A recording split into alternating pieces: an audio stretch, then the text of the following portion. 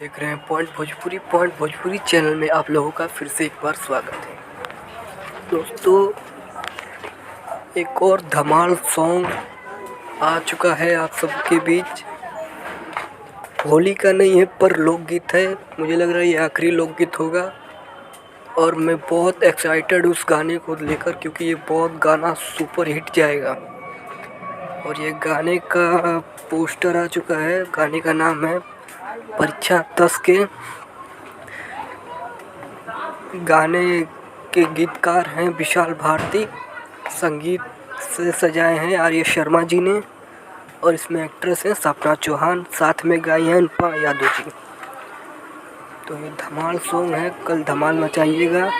इसकी releasing time है 22 जनवरी, यानी कि कल सुबह 6 बजे, 6:30 बजे मॉर्निंग अपडेट था। तब तक के लिए जय हिंद, जय भोजपुरी।